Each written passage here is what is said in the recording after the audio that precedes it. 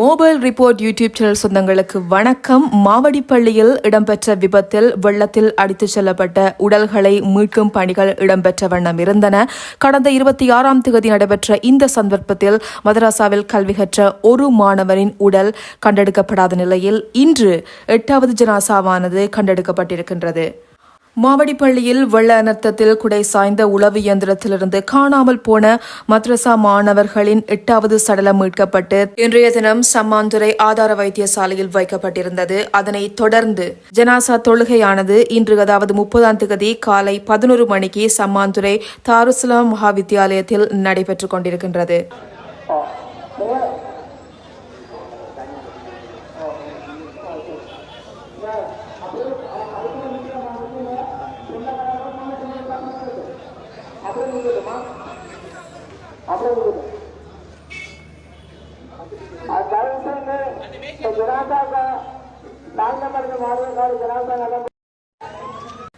அநேகமான மக்கள் குழுமியிருக்க இந்த தொழுகையானது நடைபெற்றிருக்கின்றது. கடந்த 26ஆம் தேதியிலிருந்து 4 நாட்களாக தொடர்ச்சியாக இந்த சடலங்களை மீட்கும் பணிகள் இடம்பெற்ற வண்ணம் ஒரு மாணவன் காணாமல் போன நிலையில் என்ன நடந்திருக்கும் என்று பல பரபரப்புக்கு மத்தியில் தொடர்ச்சியான தேடுதல் வேட்டைகள் இடம்பெற்றிருந்தன. அதனைத் தொடர்ந்து 4 நாட்களின் பின்னர் 8வது ஜனாசாவும் பொலிவோரியன் எஹெட் வீட்டு திட்டத்தின் பின்னால் கண்டெடுக்கப்பட்டிருக்கின்றது. தஸ்ரீப் என்ற மாணவரின் ஜனாசாதான் இவ்வாறு கண்டெடுக்கப்பட்டிருக்கின்றது. உளவு இயந்திரத்தில் வீடு திரும்பிக் கொண்டிருந்த மதரசா மாணவர்கள் உள்ளிட்ட சிலர் வெள்ளத்தில் சிக்கி காணாமல் போயிருந்த நிலையில் மீட்புப் படையினரின் தேடுதல் நடவடிக்கையின் போது 5 மாணவர்கள் வெள்ளத்திலிருந்து காப்பாற்றப்பட்டமை தெரிந்த விடயம்.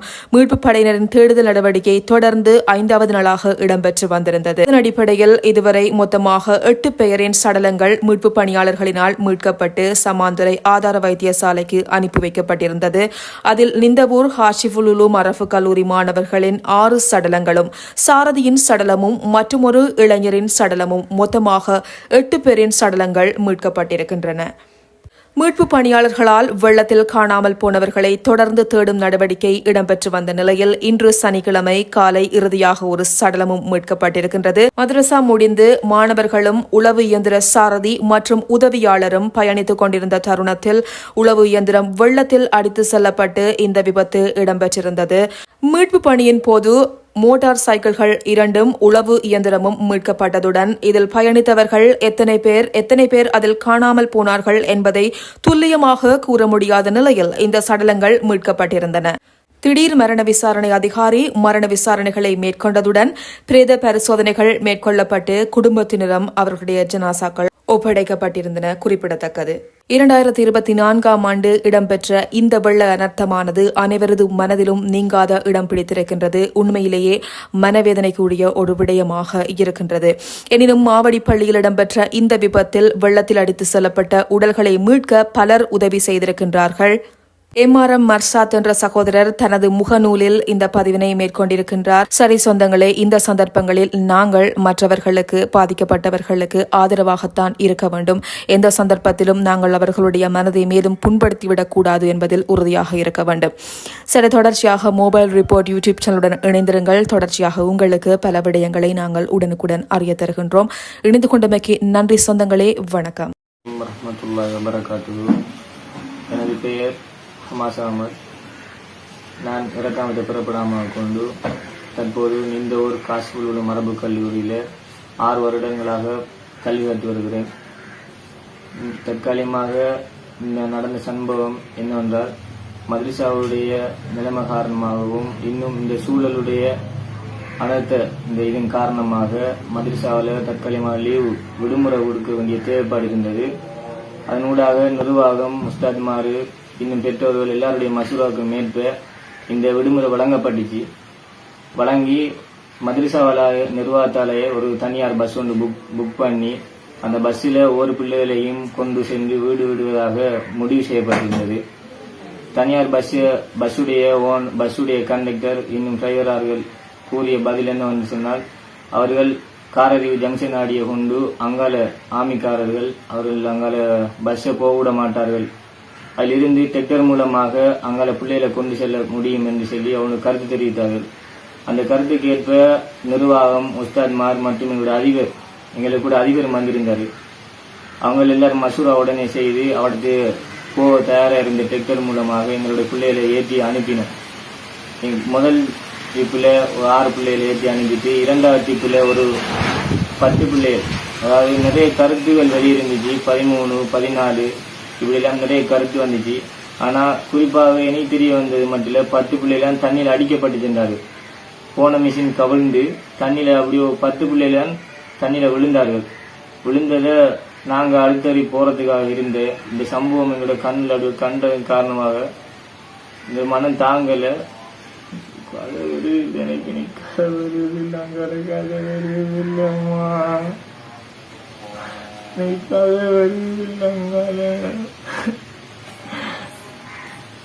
பத்து பிள்ளைகள் தண்ணியில தாழ்ந்து இப்படி கத்தி கத்தி போய் உள்ளே ஒருத்தரும் போய் இவ்வளோ சனம் நின்ற இந்த டிராக்டர்ல பைக் ஏற்றி வந்து 2 குடியமாறு கோலையா எல்லாரும் தண்ணிக்குள்ள விழுந்து போறாங்க. ஒருத்தரும் காப்பாத்தல. நிறைய சனம் நின்றுச்சு. எங்களோட அதிபர் ஓடி போய் அவரது நின்ற அந்த ஆமி போலீஸ் மாத்த போய் கையெடுத்து அவரு சிங்களம் தெரியா அவர் கையால கும்பிட்டு போய் காப்பாத்து எங்களோட பிள்ளைகள் அப்படி செல்றாங்க. எல்லாரும் சும்மா இருந்தாங்க. எங்களோட மனசு கிழக்கல. நான் துப்பா களை தெரிஞ்சுட்டு ஓடி போய் தண்ணியில வாங்கி 2 பிள்ளைகள் என்னால காப்பாற்ற முடிஞ்சது. 2 பிள்ளைகளை தான் நான் காப்பாத்தினேன். மைக்க பிள்ளைய காப்பாத்துறதுக்கு முயற்சி செஞ்சேன். அந்த பிள்ளைகளை காப்பாற்ற கூட மைக்க பிள்ளைகள் என்ற பேரை சொல்லி கூப்பிடுதுயா, எங்க பேரை சொல்லி காப்பாத்து கூப்பிடுதுமா. அம்மா இந்த பேரை சொல்லி அந்த பிள்ளைகள் கூப்பிடுங்க. காதல கேட்டனா எனக்கு தூக்கமும் போயில்லம்மா.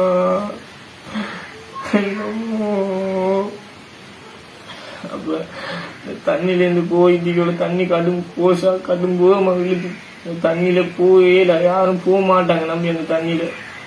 எனக்கும் என்ன தைரியம் அல்ல தந்தாண்டு தெரியா. அந்த தண்ணியில எனக்கும் அப்படி ஒரு தைரியம் வந்து பாஞ்சி போனேன். கடும் கஷ்டப்பட்டேன் அந்த தண்ணியில போகல. கடும் உள்ளுவையும் அடியும் அந்த கம்பியில எந்த கம்பியில கடுமையா ட்ரை பண்ணி நானும் என்ன காப்பாற்றணுங்கிற நோக்கம் பல இடத்துல முயற்சி செஞ்சு நானும் நீச்சல் அடிச்சு பார்த்தேன். அந்த நீச்சல் அடிச்சு எதிர் நீச்சல் பெரிய அந்த தண்ணியில அப்படி போயிடுச்சு. இனி நானும் என்ன மனசு தளர விட்டேன். நாம போற இடத்த போய் பார்ப்போம். பின்னால் அப்படியோ போய் எலும்பளவுக்கு போய் கடைசி வரைக்கும் போய் கல்மூன் அப்படி அந்த கோவில் அந்த சேக்கு வழியை தான் போய் அப்படி போகலாம். மரங்கள் அம்பிடிச்சு அந்த கையில பிடிவட்டு அப்படி தள்ள மாதிரி அங்காலங்கிலிருந்து புள்ள மேல வந்துட்டு மேல வந்து அவர்த்த நின்றாக்கிட்ட கெஞ்சிக்கிறா. அவரோட காலெல்லாம் பிடிச்சி எனக்கு உண்மையிலேயே அவர்த்த நின்ற காரதி பாட்டி உதவி செஞ்சா. அவளை நான் நன்றி செலுத்தணும்னு நினைக்கிறேன். மனசால செல்லையில அவர் நேர சந்திக்கணும் தான். அவங்க தான் எனக்கு தயார் செஞ்சு ஒரு போட்டன் எடுத்து வந்து அந்த உடனே தேடி ஒரு பிள்ளைய எடுக்கப்பட்டு உடனே உயிரோடு எடுத்தாங்க அந்த பிள்ளைய. எனக்கு அது மிகவும் கடும் சந்தோஷம். எல்லாரும் முக்கியமா போன பிள்ளைகள் அவ்வளோ இருந்து வாசியங்க எங்களோட ஒண்டா கிடந்து எங்களோட உயிரோட கிடந்தவன் எல்லாரும் நாங்க உண்டா சிரிச்சு உண்டா வந்த பஸ்ஸில் இருந்தோம்மா. எல்லாரும் வாசியங்க கட்டாயம் எல்லாரும். நான் இறக்காமத்துல நான் என்ன காரணம்னு சொன்னா இன்னைக்கு ஒரு அளவுக்கு நீச்சல் தெரிஞ்சதான் நான் 2 பிள்ளைகளை காப்பாத்தினேன். நான் இறக்காமத்துல வந்து எங்களோட குளங்கள்ல கொஞ்சம் கொஞ்சம் அப்படி குளிக்க போனேன். எங்க தாய் தாப்பனுக்கெல்லாம் தெரியா. நான் தெரியாம தான் போறேன். போய் சும்மா குளிச்சு சாஞ்சி வந்து எனக்கு அதுல கொஞ்சம் கொஞ்சமா நீச்சல் தெரிஞ்சதுதான். என்னால இந்த 2 பிள்ளைகளை காப்பாற்றுறதுக்கு துணிச்சல் வந்துச்சு. அதனால நான் இந்த குறிப்பிட்ட விஷயம் என்னன்னா நீச்சல் கத்துக்கிறது தன்னை பாதுகாக்கிறதுக்குரிய வழிமுறைகளை கத்துக்கிறது மிக அவசியம் நான் கருதுகிறேன். அதனால தன்னை காப்பாற்றக்கூடிய முக்கியமான தேவைப்பாடு நீங்க அதெல்லாம் கற்றுக்கொள்ளணும். நெருப்பிலிருந்து எப்படி காப்பாற்றப்படணும், தண்ணியில இந்த தண்ணியில எப்படி நாம காப்பாற்றிக் கொள்றோம் தன்னை, இப்படி காத்தடிகள் நாம இப்படி காப்பாற்றிக் கொள்ளணும். நம்மளை நாம தெரிந்து கொள்ள வேண்டிய அவசியம் இருக்கு. அதனால இந்த கலைகளை பற்றி எல்லாரும் சம்பூர்ணமா படிங்க. கட்டாயமான இதுல செல்ல வர விஷயம் இருந்துச்சுன்னா எங்களோட அந்த பிள்ளைகளுக்கு ஆசைங்க எல்லாரும் கை அங்கி எல்லாரும் கேளுங்க. பிள்ளைகள் சொர்க்கம் போகணுமா.